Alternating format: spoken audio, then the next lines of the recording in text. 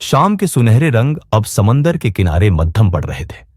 समुद्री लहरें हल्की हल्की टकरा रही थीं उस लकड़ी के झोंपड़ी जैसे मकान से, जिसे गांव के लोग हवा से हिलता घर कहते थे। उसी झोंपड़ी में रहता था हबीब, एक मछुआरा जिसके हाथों में कभी समंदर की सौगातें होती थीं और आज उनमें बस खामोश थकावट थी। हबीब के जीवन में कुछ समय से मछलियां जैसे कसम खा चुकी थीं, उसके जालों में न आकर उसे हर दिन और गरीब बना देने की। उसके घर की दीवारों पर अब नमी का नहीं, चिंता का कब्जा था। और सबसे बड़ी चिंता थी उसकी पत्नी खुशबू। खुशबू नाम जैसा मीठा, लेकिन अब हबीब के लिए हर सांस में तीखा नमक। वह थक चुकी थी, भूख से, तंगी से और उस मर्द से जो अब उसे कमजोर लगने लगा था। आज की शाम खुशबू समंदर के किनारे बैठी लहरों को देखती रही और बुदबुदाई, किस इंसान से ब्याह रचा लिया मैंने। न कमा सकता है, न खिला सकता है। अगर आज भी वो खाली आया तो मैं उसका घर छोड़ दूंगी। शब्द उसकी सोच से कहीं ज्यादा कड़वे थे, लेकिन भूख जब जुबान तक उतरती है तो प्रेम दम तोड़ देता है। थोड़ी देर बाद दूर से एक कश्ती दिखाई दी, टूटी सी, झुकी हुई, जैसे समंदर से खुद शर्मिंदा होकर लौट रही हो। उसमें वही बैठा था हबीब, थका झुका और खाली। खुशबू ने कश्ती की ओर देखा, जैसे किसी उम्मीद की आखिरी किरण की ओर, मगर जैसे ही उसने कश्ती की तह झांकी, उसकी आंखों में फिर निराशा तैर गई। एक भी मछली नहीं। हबीब की आंखें नीची थीं, शब्द उसके होंठों से निकलते नहीं थे, क्योंकि भूख और शर्म एक साथ दिल पर बोझ बन गए थे। वह चुपचाप अपनी झोंपड़ी की ओर लौट गया। खुशबू ने उसकी पीठ को देर तक घूरा, जैसे किसी दोषी को देख रही हो। आज भी कुछ नहीं लाया। खुशबू पीछे से चलती हुई झोपड़ी में दाखिल हुई और तेज आवाज में बोली, सारी बस्ती के मछुए अपने जालों से भरी मछलियां लेकर लौटे हैं और एक तुम हो, मनहूस। 20 दिन हो गए, जाल सूखा का सूखा। हबीब ने कुछ नहीं कहा। वो दीवार के पास जाकर बैठ गया, आंखें बंद की और धीमे स्वर में बोला, मैं कोशिश करता हूं खुशबू, लेकिन लगता है किस्मत ने पीठ फेर ली है। पर कल मैं फिर जाऊंगा। शायद कल कुछ बदले। खुशबू की आंखों में कोई कोमलता नहीं थी। वह तमतमाती हुई बोली, कल अगर भी कोई मछली न पकड़ पाए तो मैं हमेशा हमेशा के लिए अपने मायके चली जाऊंगी, समझे? इतना कहकर वह रसोई के कोने में पड़े बर्तनों के पास जा बैठी। शायद वह खाना छिपा रही थी, क्योंकि वह जानती थी कि हबीब ने कुछ नहीं खाया था। लेकिन वो अब हबीब की भूख के लिए उत्तरदायी नहीं थी। हबीब ने रुकते हुए कहा, मुझे बहुत भूख लगी है, कुछ दे दो। खुशबू ने हंसते हुए कटाक्ष किया, कहां से दूं? क्या आसमान से रोटियां उतरेंगी? कुछ कमाकर लाते तो पेट भरता। मैं भी तुम्हारी वजह से भूखी हूं। हबीब ने धीरे से कहा, तुम्हारे साथ रहने से बेहतर है कि मैं मर जाऊं। खुशबू कुछ पल को चुप रही, फिर सिर झटक कर बोली, तो कूद जा समंदर में। ये शब्द नहीं थे, ये वो वार थे जो आत्मा को चीर डालते हैं। हबीब कुछ नहीं बोला। वो उठकर झोंपड़ी से बाहर चला गया, भूख, शर्म और टूटे सपनों का बोझ उठाए। बाहर समंदर से तेज हवा उसके चेहरे से टकरा रही थी। समंदर चुप नहीं था, वो जैसे कह रहा हो, तू हार मत मान, अभी कहानी बाकी है। हबीब का चेहरा हवा से भी ज्यादा उदास था।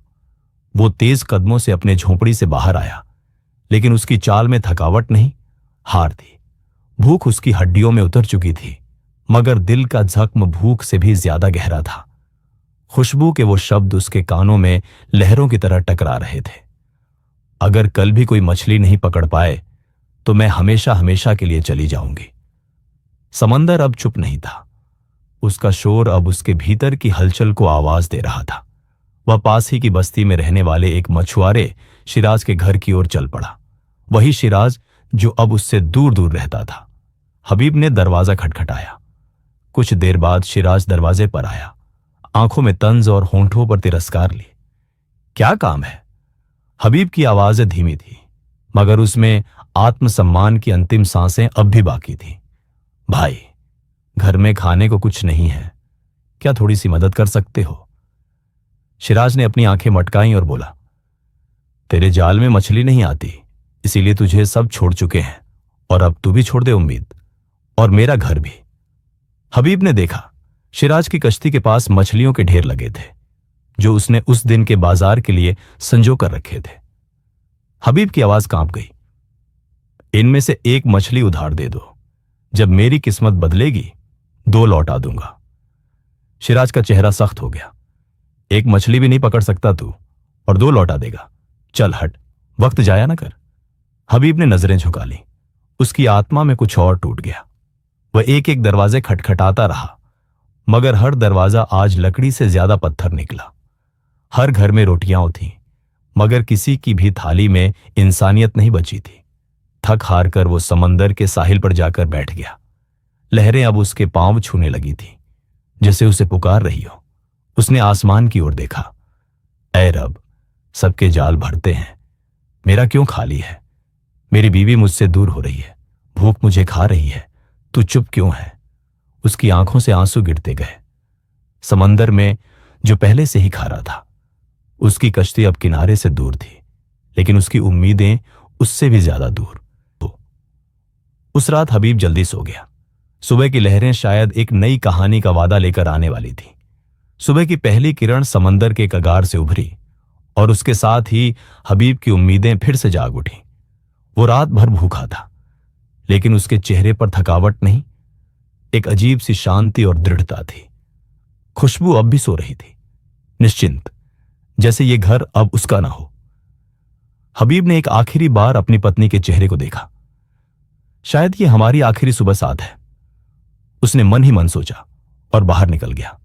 उसकी जर्जर कश्ती समंदर किनारे इंतजार कर रही थी। वो कश्ती जो अब तक उसके दूह की तरह ही कमजोर थी, आज उसे किसी तूफान से कम नहीं लगी। लेकिन आज कुछ अलग था। आज हबीब ने वो फैसला लिया जो कोई भी आसान हालात में नहीं करता। आज चाहे जो हो जाए, मैं उस समंदर के उस पार तक जाऊंगा जहां डर भी जाता नहीं। वो कश्ती में बैठा और उसकी आंखों में फिर से वही इच्छा की चमक थी जो कभी भूख और अपमान ने बुझा दी थी। धीरे धीरे वो अपनी कश्ती को उन इलाकों में ले गया जहां गहराई का कोई मोल नहीं होता और जहां अब तक वह कभी नहीं गया था। ये वो समंदर था जहां कई मछुए डूब चुके थे, लेकिन हबीब अब डूबने से नहीं डरता था। अगर आज भी कुछ न मिला तो शायद मैं कल का सूरज न देख सकूं, लेकिन कम से कम आज मैंने अपनी सारी हिम्मत तो आजमा ली। उसने जाल उठाया और पूरी ताकत से समंदर में फेंक दिया। अब बस इंतजार था, एक उम्मीद का, एक चमत्कार का, या शायद एक अंत का। समंदर शांत नहीं था, लहरें जोरों से टकरा रही थी। आकाश भी स्याह हो चला था, बादल धीरे धीरे घिरने लगे थे। हबीब की आंखों के सामने बार बार खुशबू के शब्द गूंजते रहे। अगर कल भी कुछ ना पकड़ पाए तो मैं चली जाऊंगी, हमेशा के लिए। वह सोचने लगा कि क्या वह सच में असफल पति है? क्या उसका प्रेम बस रोटियों से तौला जाना चाहिए? उसने एक गहरी सांस ली और तब उसका जाल अचानक हिलने लगा। जाल भारी था, बहुत भारी। वह अपने दोनों हाथों से उसे खींचने लगा। पसीना उसके माथे से बह रहा था, पर उस पल वो भूख, थकावट और डर सब भूल गया था।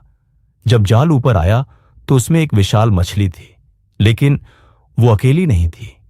उसके साथ थे छोटे छोटे नन्हे मछलियों के बच्चे, मासूम, चुपचाप, डर से कांपते हुए।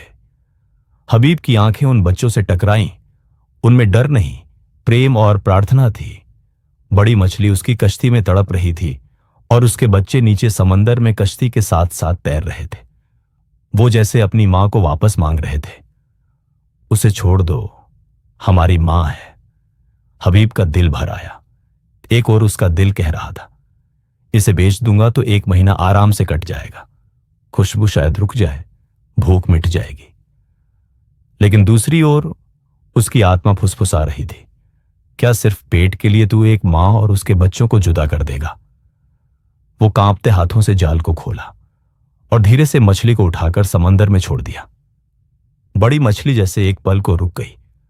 उसकी आंखों में चमक थी, मानो वो शुक्रिया कह रही हो। फिर वह बच्चों के साथ गहराइयों में समा गई। हबीब अब कश्ती में अकेला था, जाल खाली, पेट खाली, लेकिन आत्मा भरी हुई।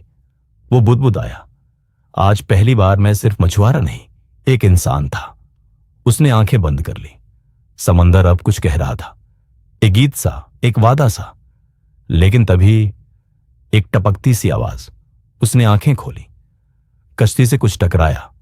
उसने नीचे झांका। सोने का एक छोटा टुकड़ा पानी से तैरता हुआ उसकी कश्ती के किनारे अटका था, और साथ ही वही मछली एक पल के लिए फिर उभरी। उसके मुंह में था वो टुकड़ा।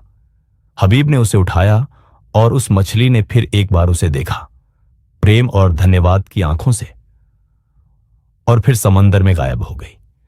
हाथ में सोने का वह छोटा टुकड़ा था, हल्का, चमकदार, लेकिन उस क्षण हबीब के लिए उसका वजन एक पूरे संसार के बराबर था। समंदर की लहरें अब शांत हो गई थीं, मानो उन्होंने अपना फैसला सुना दिया हो। हबीब ने वह सोना अपने कपड़े में बांधा और कश्ती को किनारे की ओर मोड़ दिया।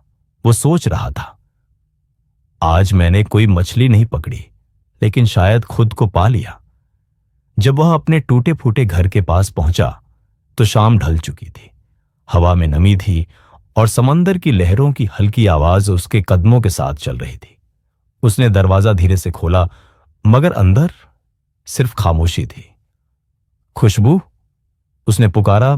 आवाज में कंपन था। कोई उत्तर नहीं। उसने पूरे घर को देखा। बर्तन वैसी ही जगह पर रखे थे जैसे सुबह थे। चूल्हा ठंडा था, तकिया सीधा था, लेकिन अलमारी खुली हुई थी और उसमें से सारे कपड़े गायब थे। उसे उस पल याद आया, अगर कल भी कोई मछली ना पकड़ पाए तो मैं हमेशा के लिए चली जाऊंगी। उसका दिल जैसे समंदर की लहरों के बीच अटक गया। वह चिल्लाया, खुशबू, मगर जवाब अब सिर्फ दीवारों की चुप्पी था। उसे सब याद आने लगा, बीवी के कटाक्ष, भूख के दिन, ताने और वो रोज का अपमान। फिर भी हबीब के चेहरे पर नफरत नहीं, बस एक अधूरी तसल्ली थी। शायद वो चली गई लेकिन भूखी नहीं सोई। उसने वो सोना टेबल पर रखा और बाहर की ओर दौड़ा, शायद स्टेशन की तरफ। लेकिन बाहर रात का अंधेरा और अकेलापन उसके रास्ते में दीवार बन गए। उसे याद आया, उसके पास खुशबू के पिता का नंबर था। भागते हुए वह बस्ती के पास के बूढ़े टेलीफोन बूथ पर पहुंचा। उस सोने के टुकड़े को उसने तौल कर बेच दिया और कुछ पैसे लिए। वो कांपते हाथों से डायल घुमा रहा था।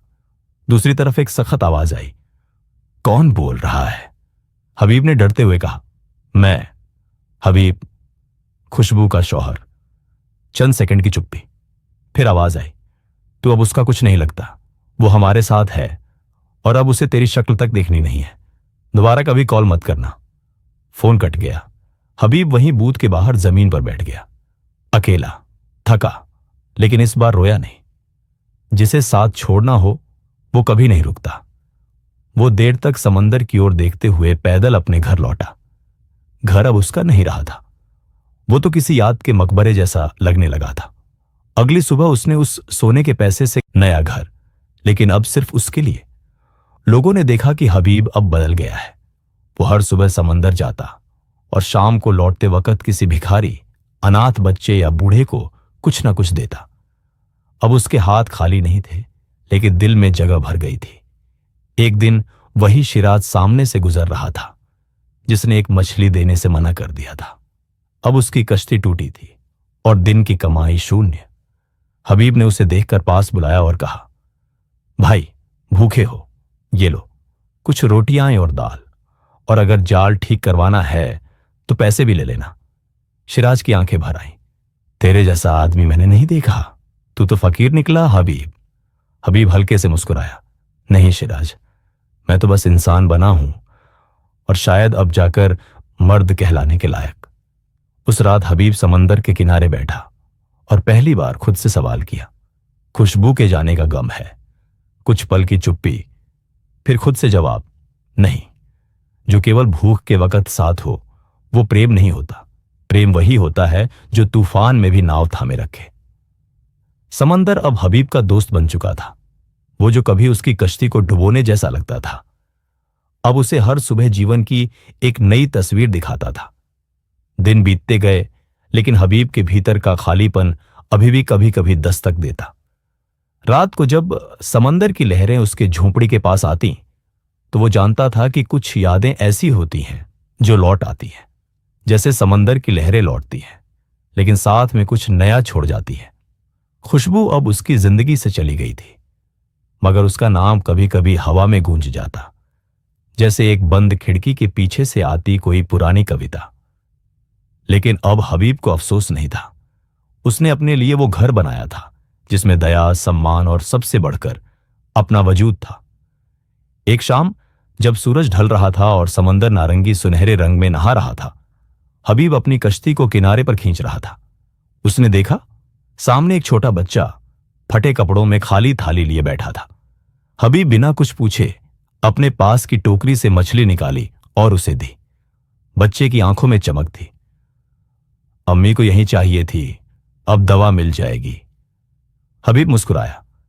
वो जानता था उसने आज एक भूख नहीं, एक उम्मीद मिटाई है। अब उसकी रोज की दिनचर्या में बस एक नियम था, किसी न किसी का सहारा बनना। जो दुनिया कभी उसे मनहूस मछुआरा कहती थी, अब उसे समंदर वाला संत कहने लगी थी। और फिर एक दोपहर जब वो समंदर के बीचों बीच था, एक नई नाव किनारे से उसकी ओर आ रही थी। कश्ती में एक औरत बैठी थी, आंखों में शर्म, चेहरा धूप से जला हुआ और हाथ में एक थैला। खुशबू थी, लेकिन अब उन आंखों में न सवाल थे न शिकायत, बस एक खामोश पछतावा और स्वीकार। खुशबू की आवाज कांप रही थी। मैं लौट आई, पर यह जानने नहीं कि तुम माफ करोगे या नहीं, बल्कि यह जानने कि तुम अब भी वही हो या कुछ और बन चुके हो। हबीब ने चुपचाप उसकी तरफ देखा। मैं वही हूं, लेकिन अब मैं खुद का भी हूं। खुशबू की आंखों में आंसू आ गए। माफ कर सकते हो? हबीब कुछ पल चुप रहा, फिर मुस्कुराया। माफी वहां दी जाती है जहां प्रेम अभी भी जिंदा हो। हमारे बीच अब बस यादें हैं और मैं उन्हें जिंदा नहीं रखना चाहता। खुशबू ने सिर झुका लिया। क्या मैं चली जाऊं? हबीब ने कहा। नहीं, तुम अब आजाद हो। तुम जहां चाहो जा सकती हो, लेकिन याद रखना, मछुआरा सिर्फ समंदर में मछली नहीं ढूंढता, वो दया, अपनापन और सम्मान भी ढूंढता है। और जब वो नहीं मिलता तो लौटता नहीं। खुशबू की नाव लौट गई। हबीब वहीं बैठा रहा, लहरों से खेलता और उस सूरज को देखता जो अब अस्त हो रहा था, मगर उसकी किरणें अब भी चमक रही थी। कहानी का अंत, लेकिन जीवन की शुरुआत हबीब अब अकेला नहीं था। हर भूखा चेहरा, हर कांपती हथेली, हर टूटती उम्मीद अब उसका परिवार था। उसका घर अब एक ठिकाना बन चुका था, मछलियों का नहीं, इंसानियत का। वो जान चुका था कभी कभी मछली छोड़ देने से जो मिलता है वो किसी बाजार में बिकता नहीं, वो दिल में बसता है। और समंदर, वो अब हर सुबह उसके कदमों में एक नई कहानी लेकर आता था।